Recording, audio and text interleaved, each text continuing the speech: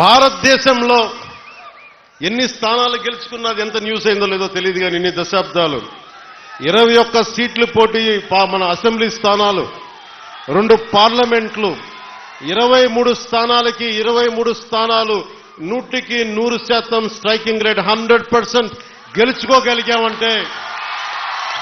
మీరు ఎంత బలంగా నిలబడ్డారో ఈ రోజున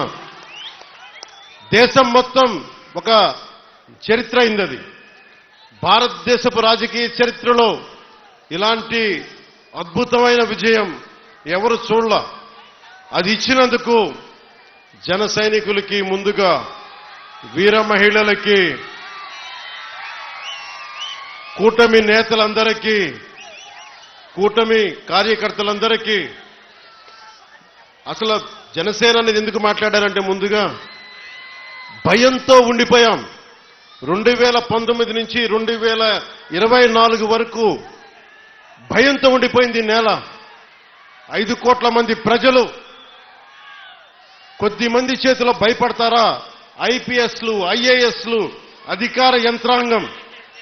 భయపడిపోయే పరిస్థితుల్లో నేను బయటకు వచ్చి నిలబడితే అన్నా నీతో పాటు మేము ఉన్నామని మా తల్లులు మా అక్క చెల్లెలు మా ఆడపడుచులు మా వీర మహిళలు రౌడీలకు ఎదురొచ్చారు కేసులు పెట్టించుకున్నారు అటెంప్ట్ మర్డర్ కేసులు కూడా పెట్టేశారు ఇక జన సైనికులు మబ్బుల్లో పరిగెత్తే పిడుగులు లాంటి జన సైనికుల గురించి చెప్పక్కర్లా మీరు ధైర్యం ఇస్తే కొత్త తరమే ఇంత పోటీ చేస్తున్నప్పుడు అనుభవం ఉన్న మన తరం ఎంత పోటీ చేయాలని తెలుగుదేశం నాయకులు బయటకు వచ్చారు కేంద్రం మనకు అండగా ఉండి మనం ఎంకెంత బాగా పనిచేయాలని చెప్పి భారతీయ పార్టీ జనతా నాయకులు అందరం కలిపి ఈ రోజు వచ్చి 164 స్థానాల్ని బలంగా గెలుచుకొని ఒకటే అన్నారు కదా మనల్ని నువ్వు అసెంబ్లీలోకి ఎలా అడుగు పెడతావో మేము చూస్తాం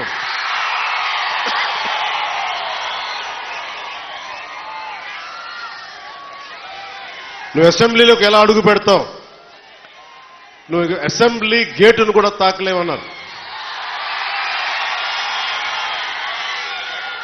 నేను ఎంత సీరియస్గా తీసుకున్నా నాకు తెలియదు నేను విన్నా వదిలేశాను కానీ మీరు ఇచ్చిన విజయం పిఠాపురంలో మీరు చాలా సీరియస్గా తీసుకున్నారు మా వర్మ గారు చెప్పారు గేటు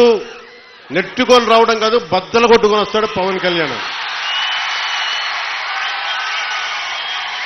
మా వర్మ గారు చెప్పిన ఆ వ్యాఖ్యలే ఆ ప్రొఫెసీయే నిజమైంది ఈ రోజున